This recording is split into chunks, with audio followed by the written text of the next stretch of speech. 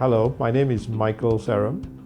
I teach here at ISB in the management subjects, specifically in strategic management, and at the MBA level in integrated business enterprise and strategic management. Also in management subjects such as innovation, enterprise, and similar subjects. My background and experience is mainly in business. I have been in business for a long time, starting up companies, running businesses. And of course, when I first started my career, I was working for employers. In Vietnam, I have my own consulting business, and this business is related to strategy, leadership, business model, innovation, design thinking, and so on. As far as the B-Bus is concerned, management is an important specialization.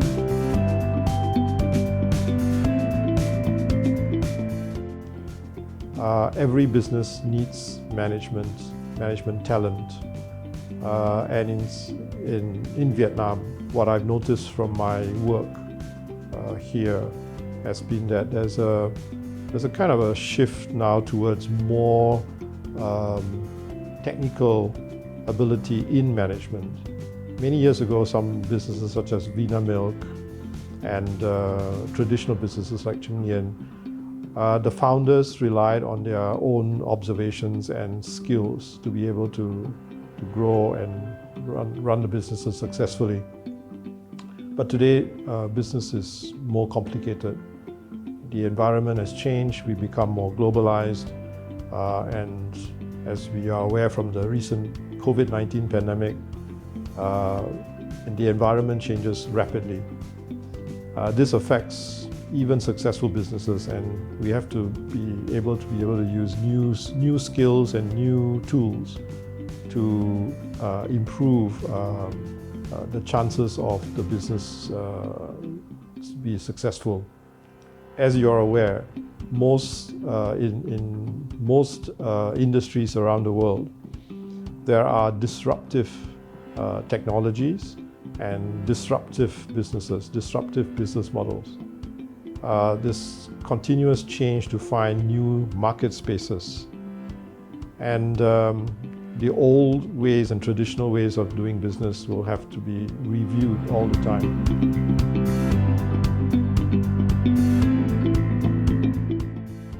So management skills are extremely important to ensure that a business can be ahead of the competition, that there will be sustainable advantage, competitive advantage. So a business has to know its own strengths and weaknesses so that it can understand what is possible in terms of seizing opportunities or countering threats to the business. And we always have to stay vigilant. So business has changed, very complex now, has many factors to consider, and nothing is static, everything is dynamic.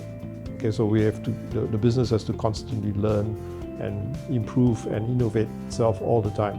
So in the ISB program, B-Bus program, along with the other four majors, management major is a very important major. Okay, it covers subjects such as strategic management and supply chain management, and I'll focus on these two subjects, as these are the areas that I do a lot of work in business, and I can share quite a number of experiences and as well as what will be going into these courses when you study them.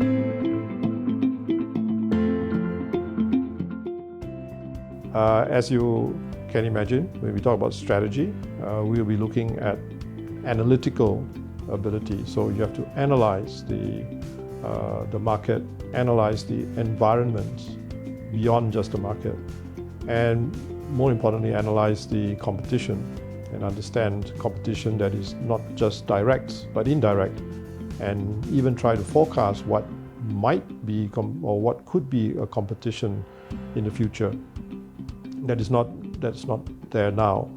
As I mentioned a little earlier, there's a lot of disruptive technologies and disruptive businesses. So we've got to try to predict that. Okay, so there are various tools and techniques to enable a student in business to be able to understand where this competition will be coming from. And it's not just a student business. Any practitioner in business and anybody in business is also interested to know about these tools. And in Vietnam, a lot of companies try to upgrade their managers by helping them to learn these new tools. Hence, even here in ISB, we are offering the MBA program to enable those working in management or in business to learn these new skills. And this is what I also teach here at the university. Coming back to strategic management, it's about trying to understand what is going on in the environment and trying to see the trends that are going to impact the industry and the business. Okay, and based on those trends, what strengths and weaknesses do we have in the company or in the business to be able to take advantage of those trends, to try to be more competitive compared to competitors. So those tools are used in this course. We introduce you to the various analytical tools to analyze both the external and the internal environments of a business. And then there's the different kinds of strategies that are being used. We have to be as creative as possible. So this course also calls for you to be, trying to be more creative in the way you come up with the solutions to those issues in strategy. Okay, so you might want to even innovate not in terms of a product, but in terms of the business model.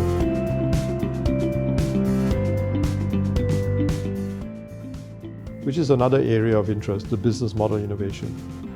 So you'll learn about business model, and business model is used in every business, whether you're in finance or in logistics or human resource. The business model is key to any business. If you want to start a business, you need to look at business model too. Okay, so strategy, as I also implied, is very important in starting up a business. Okay. And so you will be going through things like cases of companies. We will have lots of illustrations and for you to analyze and learn from. And then we'll give you a case study, one company that will be used throughout the course for you to study from beginning to the end. Okay, so it's like you're working for that company. And if you're studying this in the normal program of 15 weeks, you will be spending 15 weeks, understanding this company, everything about this company, right? From its human resources to its markets, to its products, to the people who work there, the leadership and so on. So you immerse yourself in this company throughout. And at the end of it, you're going to recommend strategies that can overcome some of the issues that they are likely they're facing, right, in the business. Now, to do this, you need a lot of information, data. The problem, of course, is in Vietnam and even in most parts of Asia, it's very difficult to get data, published data on various companies. So what we do is we use US companies, from little-known companies to well-known companies. I mean, US companies provide a lot of data required by the law in the US as well, if they are listed companies. And there's a lot of information and studies done on these companies, so it is quite easy to get this information. The other second point about using US or Western companies is that we do learn a lot more from these companies. And the reason is that they are extremely innovative. And so we learn how innovative they are. Many of the ideas they have, we may not even have thought of. It is not that we should copy them and use them directly. It's just that we learn from it so that we can adapt to the environment in Vietnam. This is what I do. I learn a lot from companies and my experiences throughout the world. And then I apply here in Vietnamese companies. such as Vin Group or TH Group and so on, which we do work for. And these new techniques, these creative ways of doing business and the business models that they use, we can use them and leverage to enable us to improve competitiveness of Vietnamese companies. And of course, many companies also want to do business in the US. So what better way to do business, to learn about US companies, US business, than to learn about US companies, okay? So some of you may want to even start a business in the US, or if you work for a company here that wants to open or operate in the US or market in the US, you'll have to know about the US market as well as US businesses. So you'll learn how to deal with how to execute the strategies, and not just create the strategies, but how to execute it.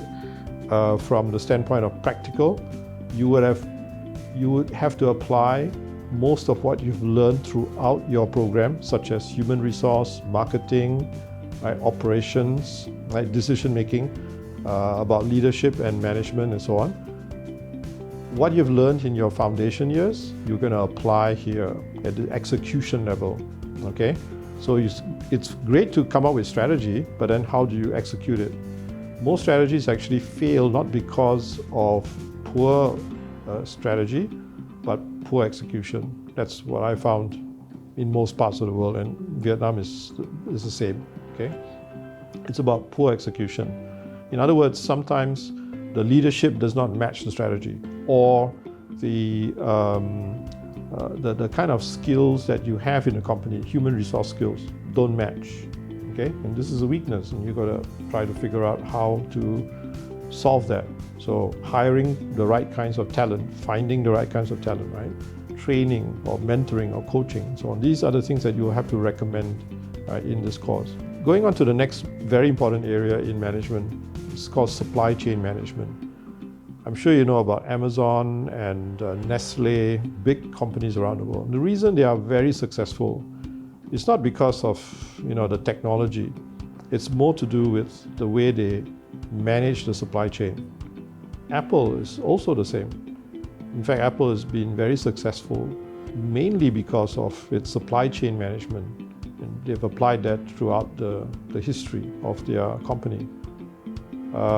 Well-managed supply chain is really the key to Apple's success.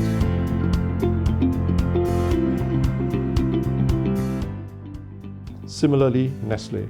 Nestle is not just a producer of coffee and chocolates and those kind of products, but far more than that. Nestle over the last 15 years has become what we call supply chain centric, not even marketing centric, supply chain. Supply chain management drives the execution of the strategy. So if you learn strategic management, supply chain management would be one of those execution aspects of a strategy. Okay, so the ability to understand and to be able to monitor, select the right kinds of suppliers, understand the risks of supply, qualifying them, ensuring trust and relationships with suppliers, whether it's through acquisition, which you might learn in strategic management, but in supply chain management you might want to acquire or partner or even collaborate with suppliers.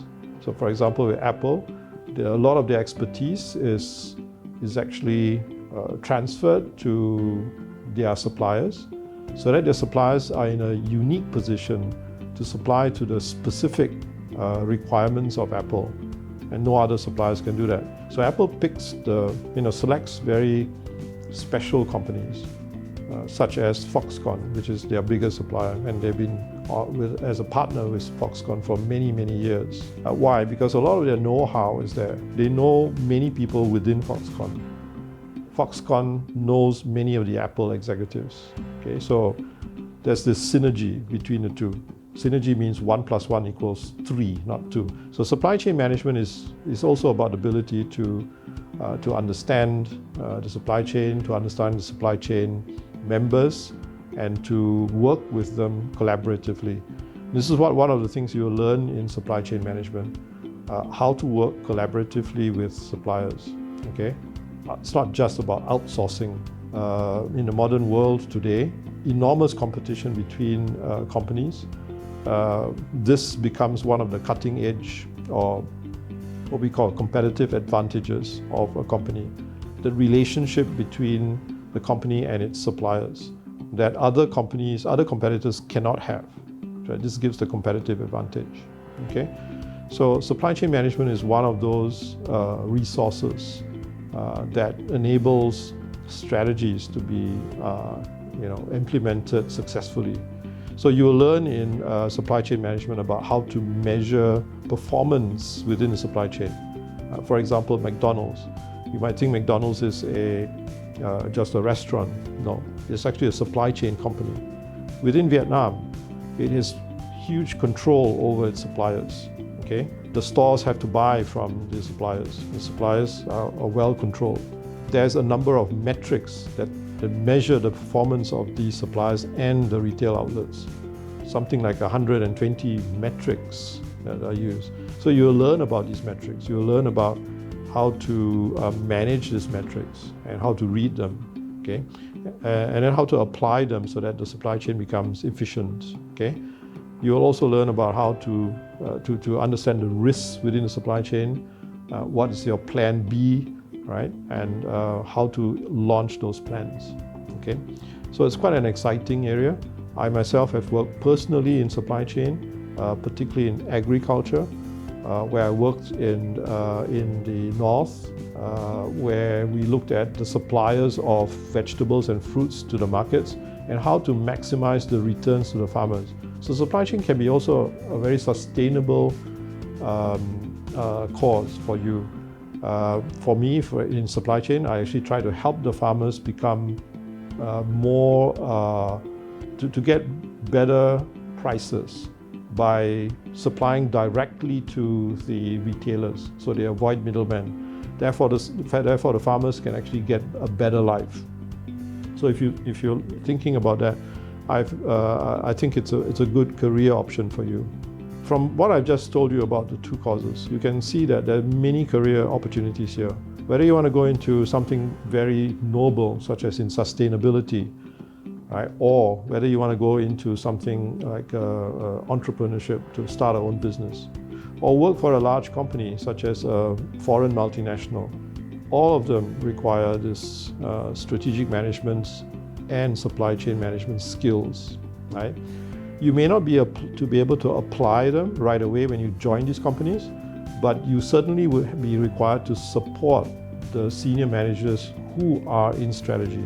And if you can show or demonstrate that you are good at it, because of the course that I have here, the courses that I'm giving you very practical knowledge, you actually work hands-on. If you can show that to the management when you work, you certainly have a good chance of being promoted to higher levels and to be more involved in the strategy making in those companies. From my experience teaching the MBA students here, I found that those who have gone through my courses, they have been noticed by the management of the companies they work for, and many of them actually have been given the opportunity to work in the head offices overseas, in Holland, in Australia, in the US, and I'm quite glad to see that happen. They've got the skills, they acquired the skills through my course, they've shown it, demonstrated it in the companies, and they've been noticed by the management, and they've got fast-track promotions. I hope I've given you some insights into the courses and the opportunities that you will have when you learn and study these two courses in this program.